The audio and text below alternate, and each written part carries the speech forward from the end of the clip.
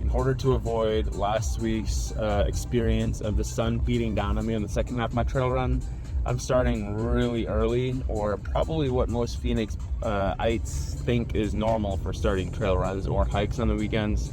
So I'm going to be at the trailhead at 4:50 a.m. this time, wearing a sun shirt as well, so full UPF protection. Let's see how this one goes.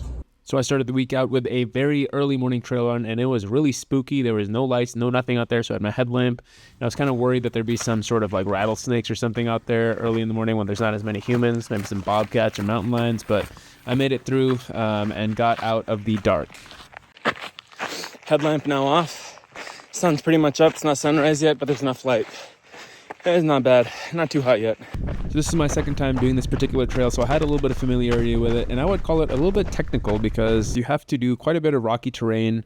I did 2 laps of this like I did the last time, and it is great practice to really get good at trails and get good at some uneven terrain in a shorter amount of time, just because I don't have nearly as much experience with trail running before I do my ultra in October. And the addition of a sun shirt and an ice bandana from rabbit running definitely made quite a bit of a difference. So that's a wrap for another trail run. Only got 2 laps in, not bad, much better. I've been looking forward to the smoothie for such a long time. See you guys later. The crazy thing about Phoenix is that they close trails due to the extreme heat in the summer during the day, and yet people still go out there, and unfortunately they're having fatalities out on the mountain due to just heat exhaustion and disease due to heat.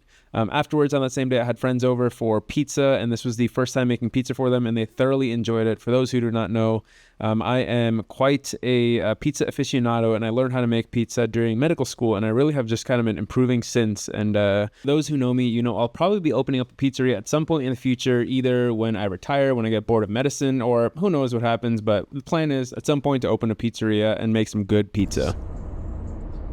It is day 1 of fellowship. I'm on my way to one of the locations. So this fellowship actually has 6 or 7 locations, and I rotate at a couple of them for like 2 to 3 months each.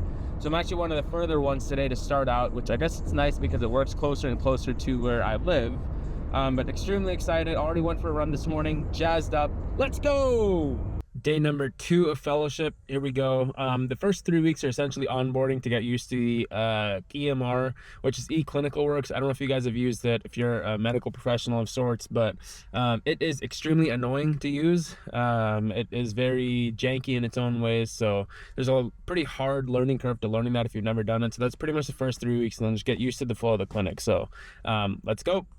Phoenix in the summer is all about the early mornings. It's 6:15ish right now. I already went to the gym and I'm out walking Kyoko. I think that's the way to beat the heat, is just to get out early. So pretty much everyone starts doing something early, whatever it is they need to do. So takes a little bit of adjusting to, but not terrible. Day 3 of fellowship. On my way to another location wearing my baby blue scrub city. That was a gift from my wife. Already got my run in this morning, feeling pretty good. Now it's going to be a great day of work, getting to know another provider and getting another day of training done. Let's get it.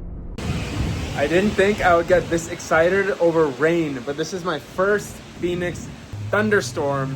This is what the monsoons are all about. This is incredible. We were actually just out walking Kyoko and I didn't take my phone and we got rained on. This is amazing. So exciting.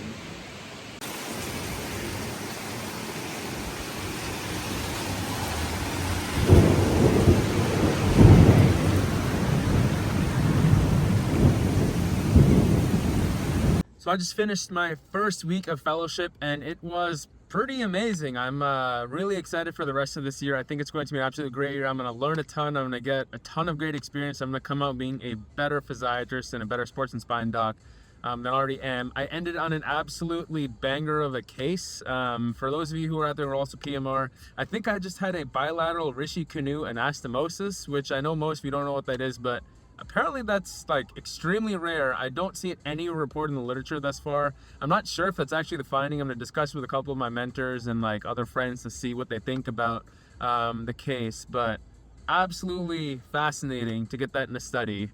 But that's the end of week 1. That's the end of this week's vlog. Thank you all for watching. Make sure to stay tuned as this fellowship progresses. I'm going to continue to share my journey with training, with fellowship, with medicine, with everything, and it's going to be a great year. So keep following along, subscribe. I'll see you in the next one.